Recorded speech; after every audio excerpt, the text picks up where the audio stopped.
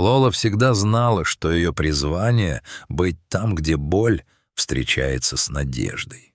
Работая ветеринаром в Международной организации защиты животных, она привыкла к суровым условиям. Пыльным дорогам саван, ледяным ветрам высокогорья и бесконечным часам в операционных под открытым небом. Но никакая закалка не могла подготовить ее к встрече, которая произошла в 2016 году. Это было в отдаленном степном регионе, где дикие табуны веками правили просторами. Лола получила сообщение о раненом животном, которое уже несколько дней бродило в одиночестве. Когда она впервые увидела его через бинокль, ее сердце сжалось. Это была молодая лошадь, но в ее облике не было былой стати. Тонкие ноги дрожали, ребра выпирали сквозь тусклую шкуру, а глубокие рваные раны на крупе свидетельствовали о жестокой стычке. Возможно, с хищниками или более сильными жеребцами, которые изгнали слабого сородича из стада. «Он обречен, если мы не вмешаемся прямо сейчас», — прошептала Лола своему ассистенту. Дикая лошадь была отвергнута своими. В мире природы изгнание из табуна — это смертный приговор. Одиночество для стадного животного страшнее голода. Но Лола не собиралась позволять смерти забрать эту жизнь. Процесс спасения был изнурительным. Животное, несмотря на истощение, до последнего защищало свою свободу. Когда Лоле наконец удалось усыпить его транквилизатором и перевести в мобильный госпиталь, началась настоящая борьба. Лошадь была покрыта шрамами, старыми и новыми. Инфекция уже начала распространяться, и Лола проводила долгие ночи, меняя повязки и вводя антибиотики. Она буквально жила в вольере. Она читала ему вслух медицинские справочники, просто чтобы он привыкал к звуку ее голоса, и кормила из рук, когда он, наконец, нашел в себе силы поднять голову. Свое имя он получил случайно. В один из вечеров, когда солнце окрасило горизонт в невероятные оттенки багрянца и золота, конь впервые за долгое время встал на ноги самостоятельно. Он подошел к краю ограды и посмотрел на уходящее солнце.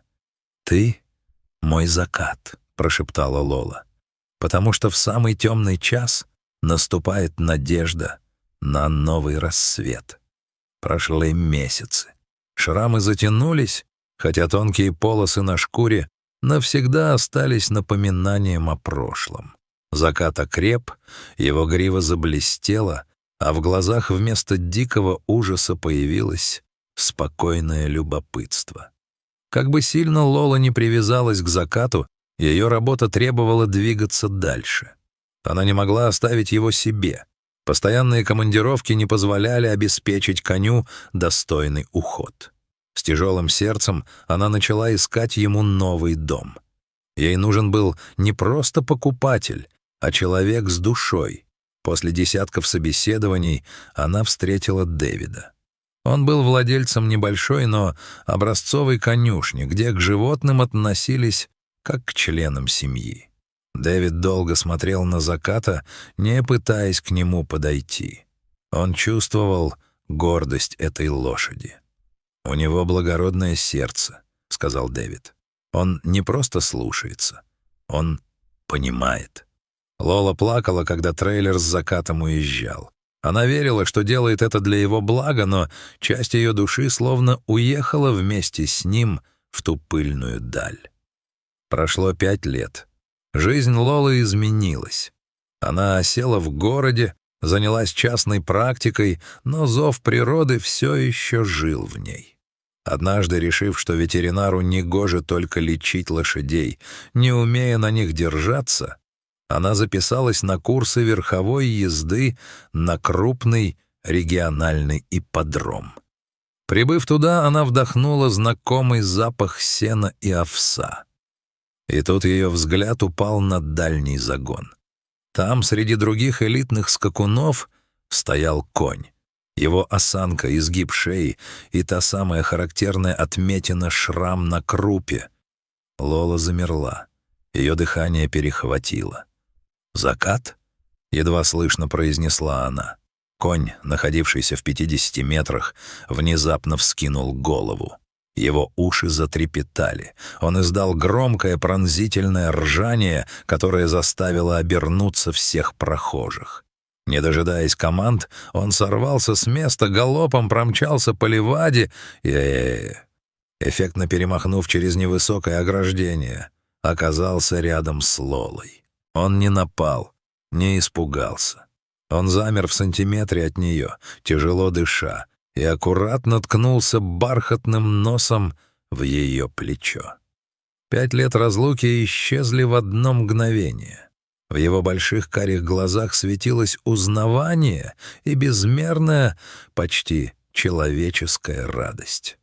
Лола обняла его за шею, зарывшись лицом в густую гриву, и слезы сами покатились по ее щекам.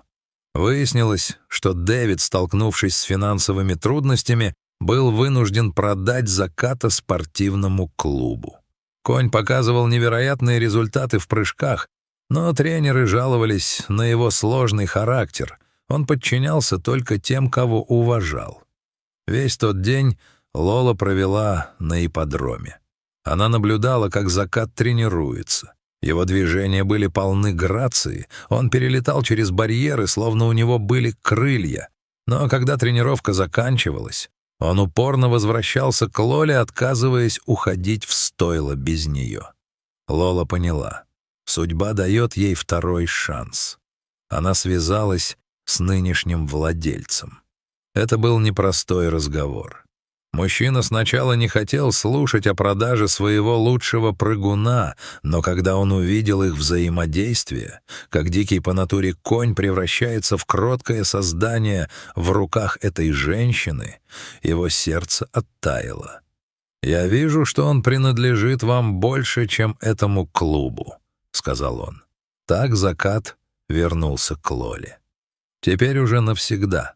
Их новая совместная жизнь стала чередой открытий. Лола, будучи новичком в седле, училась у своего коня. Закат был терпелив. Он чувствовал ее неуверенность и аккуратно поправлял ее, выбирая правильный темп. Они стали единым целым. Кентавром, где разум человека и инстинкты животного работали в идеальном резонансе. Вскоре Лола решила, что они готовы к большему. Она записалась на престижный турнир по конкуру. Многие скептически относились к тандему ветеринара-любителя и бывшего дикого коня, но Лола знала секрет, который был недоступен профи.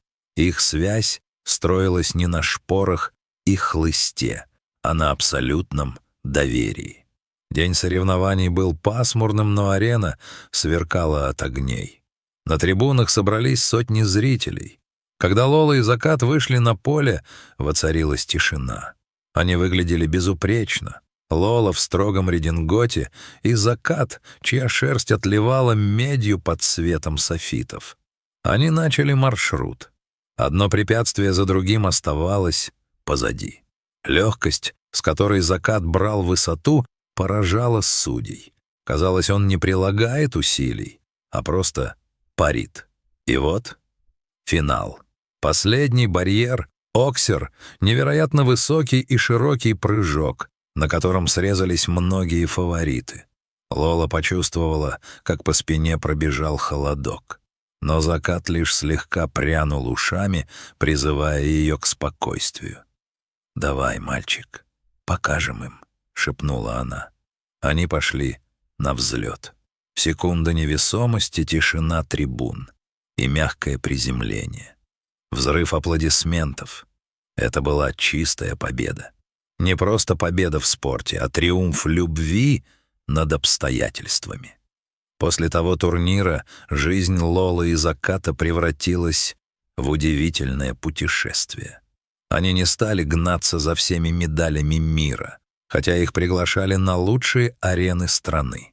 Вместо этого они стали символом того, на что способна доброта. Лола открыла реабилитационный центр для раненых лошадей, где Закат выступал в роли наставника. Его присутствие успокаивало других напуганных животных. История о девушке-ветеринарии, спасенном ею солнечном коне, облетела соцсети и газеты, вдохновляя тысячи людей не сдаваться и верить в чудо. Лола часто вспоминает тот вечер в 2016 году, глядя на шрамы Заката. Теперь это не знаки боли, а знаки их общей истории. Она поняла, что Закат не просто лошадь, которую она спасла. Он — зеркало ее души, ее верный друг и учитель. Судьба — странная штука. Она может разлучить нас с теми, кого мы любим, чтобы через годы привести к ним снова и доказать. Истинная привязанность не знает времени и расстояний. Лола благодарна за каждый день, проведенный в седле своего друга, и за ту тихую уверенность, которую дает только настоящая верность. Дорогие друзья, если эта история о преданности и втором шансе тронула ваше сердце, не забудьте поставить лайк. Ваша поддержка помогает нам создавать новые сюжеты. Подписывайтесь на наш канал, где авторские истории о невероятных судьбах людей и животных выходят каждый день. Оставайтесь с нами. Впереди еще много удивительного.